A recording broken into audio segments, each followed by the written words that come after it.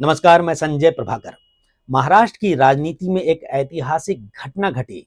महाराष्ट्र की जनता के सामने मराठी अस्मिता का आखिरी दांव का पासा फेंककर महाराष्ट्र की राजनीति में अपनी खोई हुई और कमजोर पड़ चुकी जमीन में जान फूंकने की कवायद में दो चचेरे भाई उद्धव ठाकरे और राज ठाकरे 20 साल बाद एक मंच पर एक साथ नजर आए। दोनों भाइयों का साथ आना एक बड़ी मजबूरी है या महाराष्ट्र की राजनीति में एक नया मोड़ है जो आने वाले दिनों में बीजेपी और एकनाथ शिंदे की शिवसेना के लिए बड़ी चुनौती बन सकती है। बहुत बड़ा सवाल। उद्धव ठाकरे और राज ठाकरे को अपने अपने मसीहा बताकर मराठी भाषा के नाम पर दंगा मचाने वालों को दोनों ठाकरे बंधुओं ने हिदायत भी दे दी है। अपने ही समर्थकों को अल्टीमेटम भी दे दिया है। कैसा अल्टीमेटम? इन सभी एंगल्स पर आज की एनालिसिस है। मेरी पॉलिटिकल एनालिसिस से पहले 20 साल बाद एक मंच पर एक साथ नजर आए दोनों ठाकरे भाइयों के लंबे भाषणों के खास पॉइंट बहुत छोटे में उन्हीं के मुंह से सुन लीजिए, फिर आगे बढ़ेंगे। सन्माननीय उद्धव ठाकरे,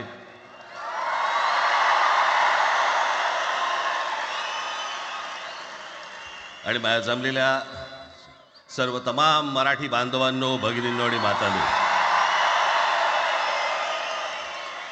आज जवळपास 20 वर्षानंतर मी आणि उद्धव आम्ही एका व्यासपीठावरती आज येतो आहोत।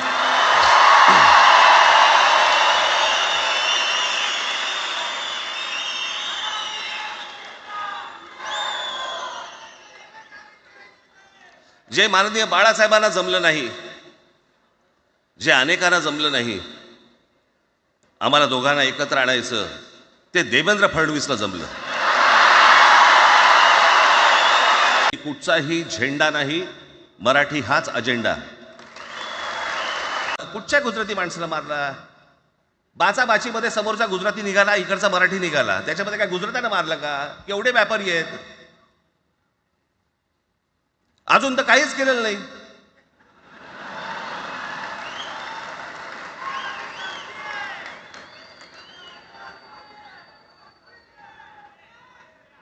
अर्थात त्यांना मराठी आली पाहिजे याच्याबद्दल वाद नाही। विनाकारण उठसूट काय मारामारी करायची गरज नाही आणि मारायची गरज नाही। पण जर जास्ती नाटकं केली तर कानाखाली आवाज काढलाच पाहिजे तुम्ही। पण चूक त्यांची असली पाहिजे। आणि एका गोष्टीचं लक्षात ठेवा, अशी कधी गोष्ट कराल त्याची व्हिडिओ काढू नका। एकत्र आलोय एकत्र राहण्यासाठी।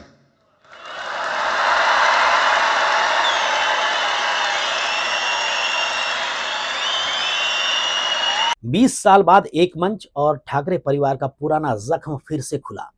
5 जुलाई शनिवार को मुंबई की एक रैली में उद्धव ठाकरे और राज ठाकरे ने एक मंच साझा किया। आपने तस्वीरें देखी, किसी भी पार्टी का झंडा नहीं था, ना पार्टी का नाम था और न ही चुनाव चिन्ह। इस तस्वीर से पूरे महाराष्ट्र में बस एक सवाल कौन था, एक ही सवाल दिमाग में कौन था? क्या मराठी अस्मिता की राजनीति एक बार फिर जिंदा होने वाली है? सोचिए।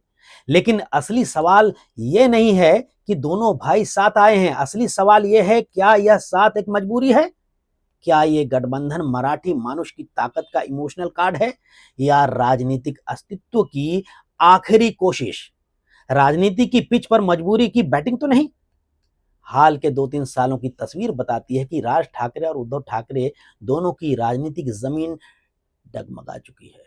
जहां उद्धव ठाकरे को हिंदुत्व से समझौता करने वाला नेता कहा जा रहा है, वहीं राज ठाकरे की मराठी मानुष की आंधी अब सिर्फ एक पुरानी याद बनकर रह गई है। पुरानी तस्वीरें हैं जो दिमाग में कभी कभी आती हैं और इतिहास के पन्नों में है।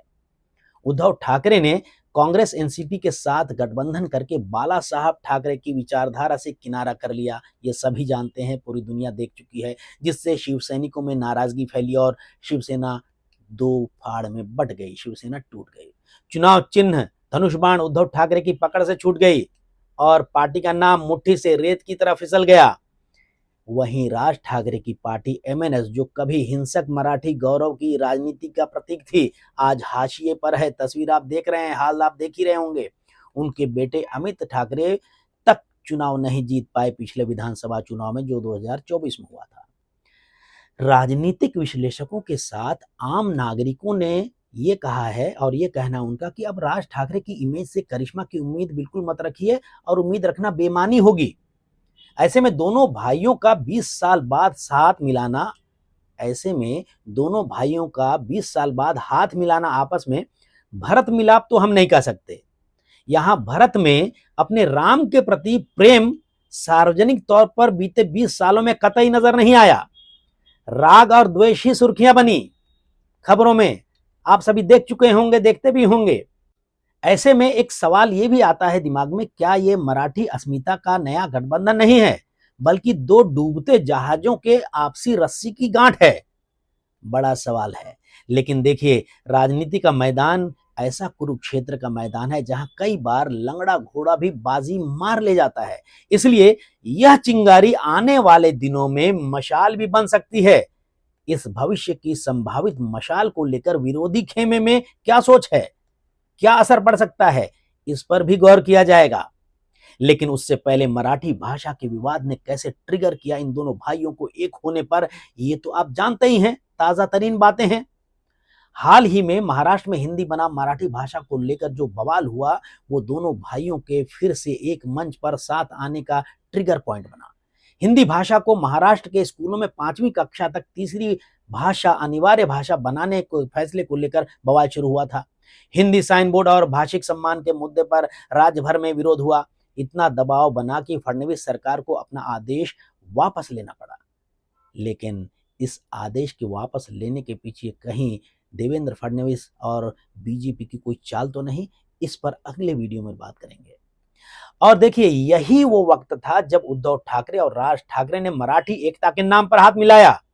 लेकिन क्या यह सिर्फ एक सांस्कृतिक कदम था या फिर इस बहाने बीएमसी और लोकल चुनावों में सियासी अस्तित्व की लड़ाई का प्रैक्टिकल प्लान है ये? देखिए, ठाकरे बंधु खुद कह रहे हैं कि जो काम बाला साहब ठाकरे अपने जीते जी नहीं कर पाए वो काम महाराष्ट्र के मुख्यमंत्री देवेंद्र फडणवीस की वजह से हो गया। उनकी वजह से दोनों भाई 20 साल बाद एक मंच पर एक साथ नजर आए।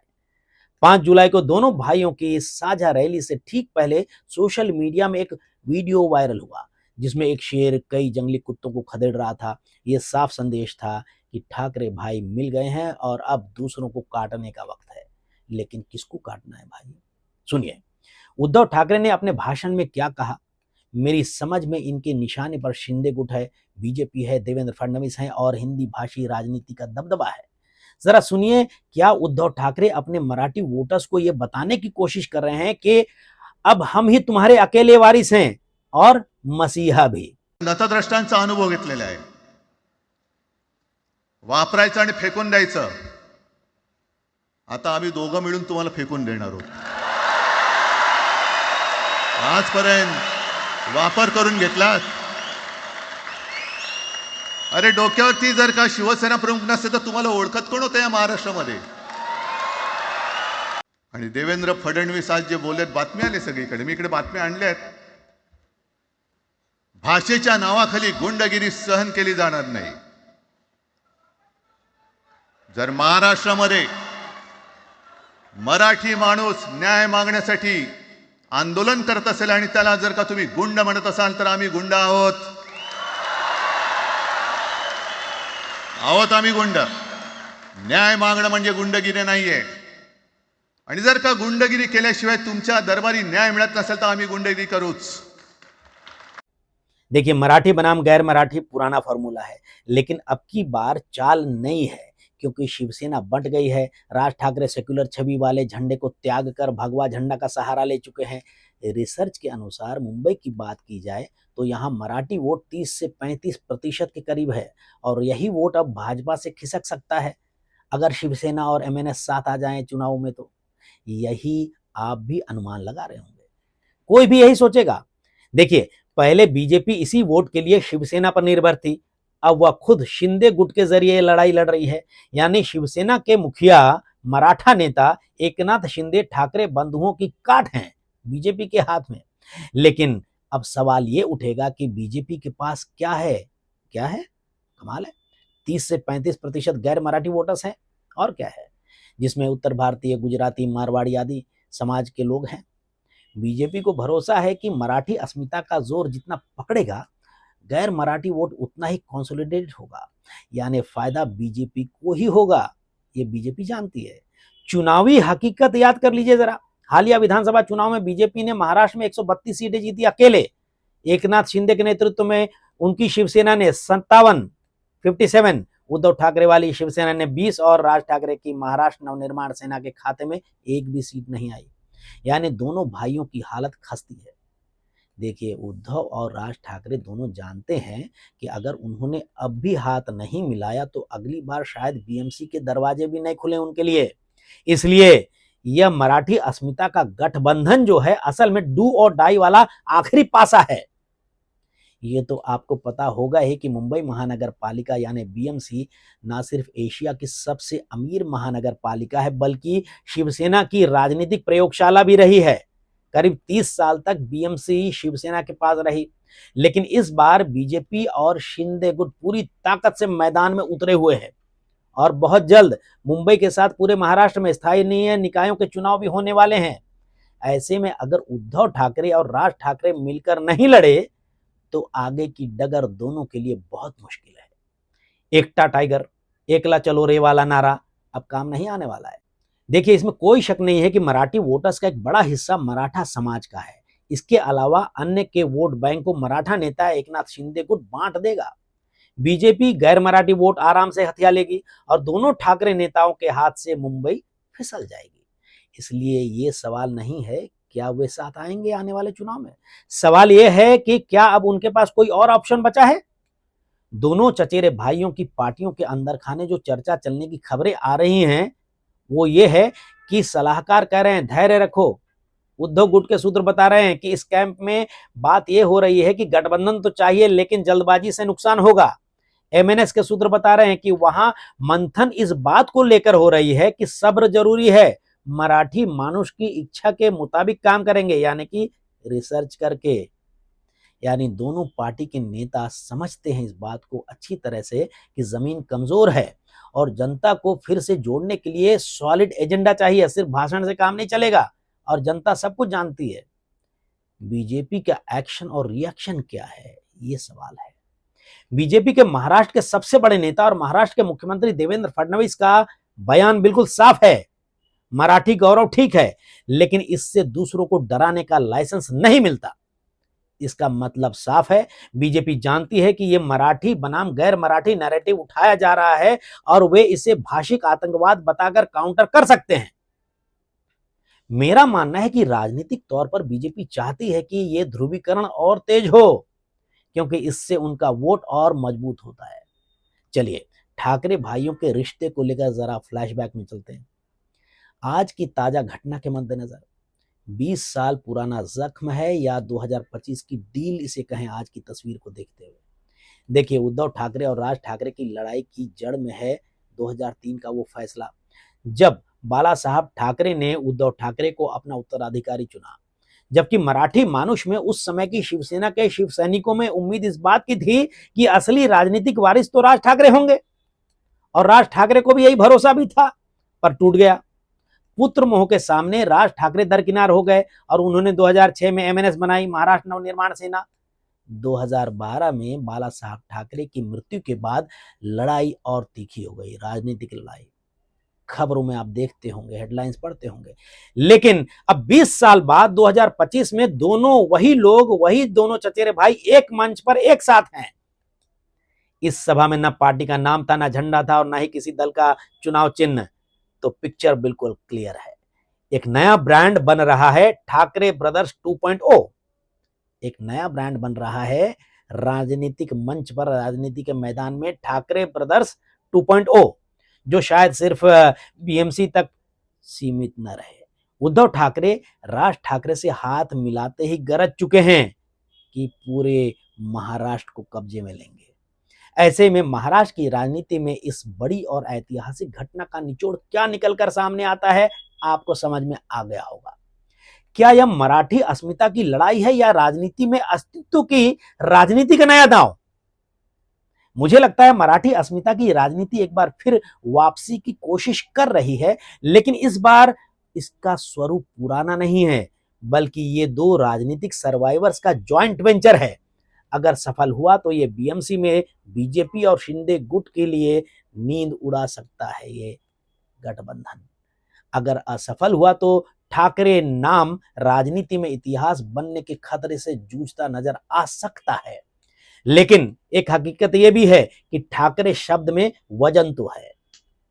अब सवाल आपसे, क्या आपको लगता है कि मराठी अस्मिता एक असली मुद्दा है या दोनों ठाकरे भाइयों की ये आखिरी चाल है? क्या इस गठबंधन से वाकई मराठी मानुष को ताकत मिलेगी या यह सिर्फ चुनावी स्टंट है? अब नेताओं के कार्यकर्ताओं के लिए एक खास बात, नेताओं के नाम पर कानून हाथ में लेने वालों के खिलाफ जब क्रिमिनल केसेस दर्ज होंगे, कोर्ट कचहरी लॉकअप और जेल की यात्रा होगी, तब कौन कितना साथ देगा, सोचना पड़ेगा।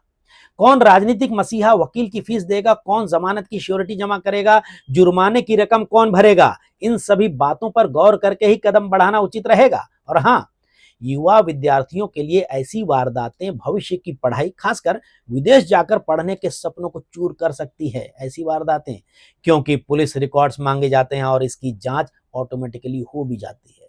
इसलिए जोश में होश नहीं खोना चाहिए। नमस्कार।